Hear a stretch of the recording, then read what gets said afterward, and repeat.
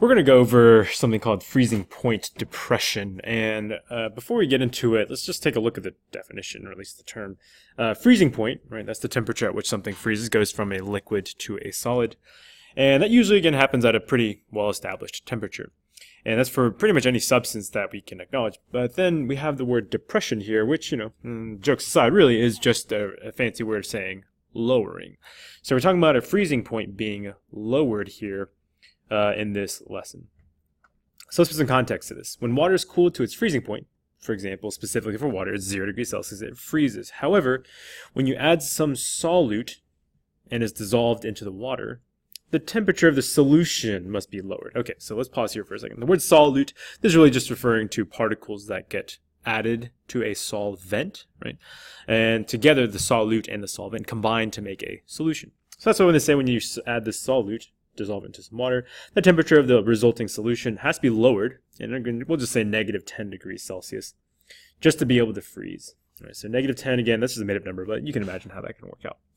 Thus, even below 0 degrees Celsius, and of course still above negative 10, this solution still remains in a liquid form, right? So normally you expect if a sample of water is at negative 10, or at least even negative 5, it's going to be frozen, it's going to be ice. But in this case, because you've added something to it, it makes it so that it doesn't have to be frozen yet. Another way to have liquid water that's colder than 0, right, something that's not ice, that's colder than 0 degrees Celsius, you can actually add into a sample of ice some solute. So we can take the sample of ice, whatever it is, let's say again it's at negative 10, could be negative 15, could be at negative 5, doesn't really matter. But that ice that's at a lower temperature, you can actually take that and you can actually add some solute to it. And that will allow it to then also liquidize, right? It won't be solid anymore. It'll be formed into a liquid. Now, naturally, again, it's not the pure water, right? It's not a pure liquid. You do have that solute that is dissolved in it. But again, the resulting thing is a liquid. That's why it's so useful. If you look on the right here, this little picture, that's when they're salting the roads. So they have a bunch of ice that's on the surface of the roads, and they can actually cause that ice to be liquidized, again, to become a liquid form just by adding salt to it. They're not changing the temperature, right? They're not actually causing the temperature of the ice to warm up. You're not adding heat or anything like that. You're simply just allowing it to melt. You're causing it to switch from a solid form into a liquid form. So to kind of wrap this up then, we're actually going to have a lot of little formulas here to work with. But mostly, again, this is an idea that I think you'll be able to get used to as long as you kind of pay attention to the actual terms. So this formula here is how we can quantify how much the freezing point can be depressed, how much we can lower the freezing point. And you got a couple of things here, and each of these little parts, these will all be explained underneath. And to start, we'll talk about this delta T, and then you have the subscript F. The delta T, right, as in any kind of delta T, means a change in temperature. But they have the F underneath it, which as a subscript means that it's going to be specifically the freezing point depression, or the whole point of this conversation.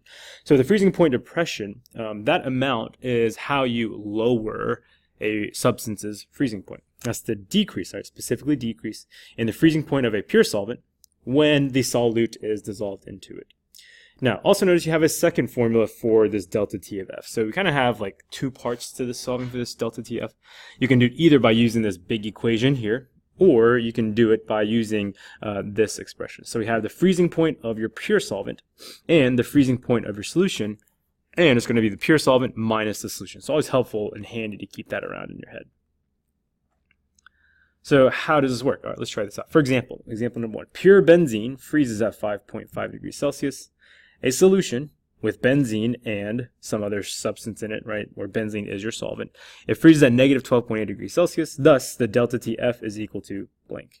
Now again, right, there's two ways to solve for delta T of F. You could use the big formula, or you can use a simple subtraction. This one, the only information provided is stuff that's in the simple subtraction. Let's go ahead and apply those.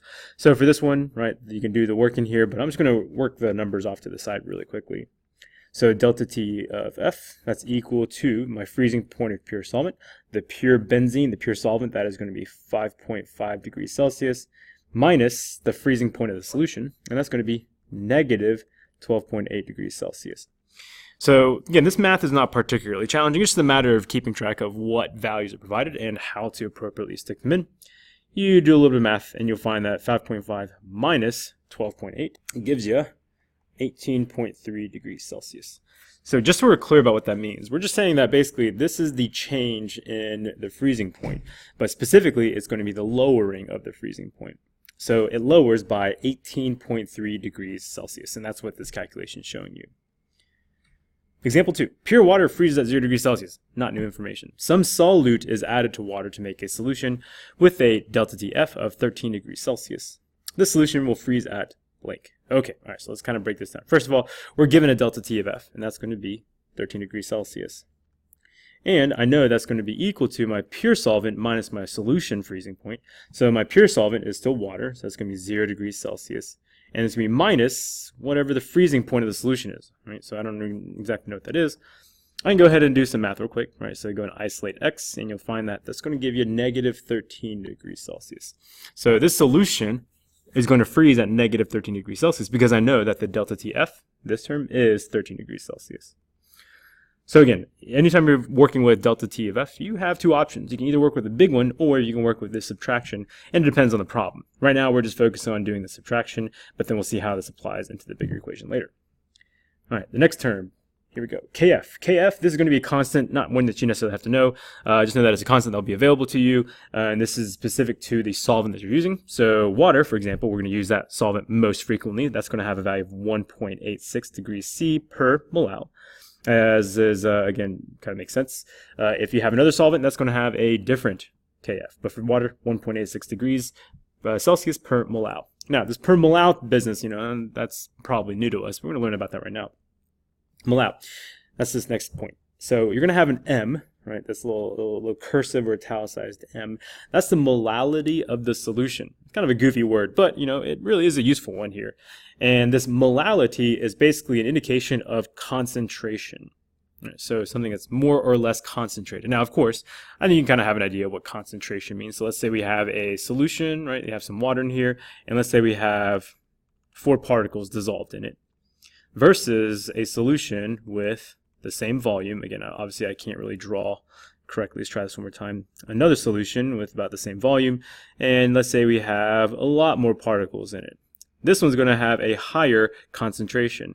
And again, just by saying concentration, that's not enough. We want to quantify that, so we do so by using molality. How that works, you use this formula right here, this guy. You have molality, which is again represented by the M. That's going to be moles of the solute that you have divided into the kilograms of solvent. So we got to identify those amounts. So the moles of solute divided by the kilograms of solvent. Let's try this out. Example 3. A solution contains 0.100 moles of glucose in 2.00 kilograms of water. What is the molality of the glucose in the solution? Okay, right, we're solving for molality, so we're going to go ahead and do a little script M. That's going to equal to the moles of solute, which they give us of 0.100 moles of glucose, divided by the kilograms of solvent. Well, they tell us that the solvent, which is water, they have 2.00 grams of it. 2.00, excuse me, not grams, but kilograms of solvent. Okay, you can label that as water, but for now, solvent's fine. And all you have to do is divide the two numbers. It's pretty straightforward.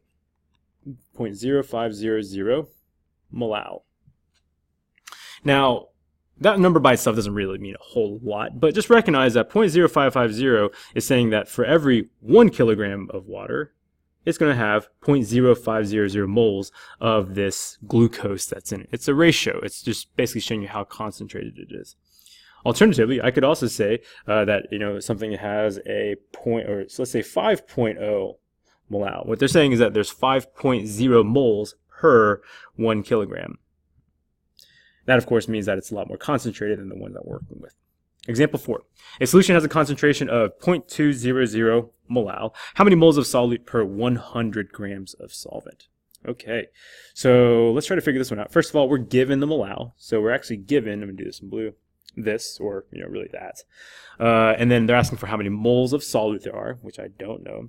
And then you're given it per 100 grams of solvent. Well, you don't really have a place to put this 100 grams directly because they're asking you, again, to use kilograms of solvent in the formula, but you're given a gram amount in the problem. So what can I do? Let's go ahead and convert this. So let me try this out in blue again off to the side here on the left. If I know I have to work with kilograms and I'm given grams, let's go ahead and make this conversion happen. So let's do it 1,000 grams per 1 kilogram. and do a little bit of math, and you'll find that this will give you 0.100 kilograms of your solvent, right? So now with that information, we can go and stick it back in the formula. And so our molality, which is 0.200 molal, is equal to the X, right, that's the mole amount, divided by this 0.100 kilogram of solvent that I just solved for in the previous step. Do a little rearranging, you end up multiplying both sides by 0.1, so your final answer will end up being 0.0200 moles of solute, whatever that is, right, of whatever solute it might be. All right, this one should be a pretty quick one. We've actually learned about this before. This is called the Van't Hoff factor. We haven't actually used this terminology, but it's the same idea. Now, the Van't Hoff factor is a value that represents the number of particles, so it's giving you a whole number, we're counting, that exist in solution per dissolved solute compound. So if I dissolve a solute, how many particles will come of that specific solute? It's going to be a whole number, and it depends on the electrolytic nature of the solutes. Now, we've learned about electrolytes, right? We take some substance, dissolve it in water, and they break apart into their different ions. And this is all just counting how many ions are formed. So let's go and take a look at the first one. Example 5, sodium chloride, NaCl, right? That's the formula, sodium chloride. For every one NaCl formula unit that's dissolved, right? Anytime you take NaCl and dissolve it, 2 particles, which are your Na plus and your Cl minus, those particles will be generated. So based on the definition, going back up here, this value represents the number of particles that exist per dissolved. So that means the I factor, or the Van't Hoff factor, knowing that these are the 2 particles, will just be 2. Let's try example number 6, calcium chloride. Calcium chloride. This one has a formula of CaCl2. And we know that for every 1 CaCl2 that's dissolved in water, you'll generate 1 Ca2 plus ion and 2 Cl minus ions. That's a total of 3 ions that are formed every time you dissolve one of these. So what's your Van't Hoff factor? That's going to be 3. Right. So 1 and 2, that's a combination of 3. Glucose. Glucose has a formula of C6H12O6. For every 1 glucose molecule dissolved, no additional particles will be generated because C6H12O6 is a non-electrolyte. Right? So what that's saying is that nothing breaks apart when it's dissolved in water. So how do you do this one? Well, C6H12O6 as a non-electrolyte, it's not going to break up. Therefore, your I is simply equal to 1. There's no additional particles. Some of you might be thinking, okay, well, if I go through and count them out, 6 plus 12 plus 6, right? You're kind of blindly just adding numbers up as subscripts and using that as your answer. Unfortunately, that's not going to work out for this. Because you have to remember that glucose does not break apart into any ions when you dissolve it. It just breaks apart into small molecules of glucose, right? It stays together as one bit, but the individual molecules themselves stay together. They do not break apart. All right, we've got a couple practice problems here. These are ones that I think you'll find is a good way to practice these problems. But we will go ahead and discuss these when we get back to class. All right, that'll do it.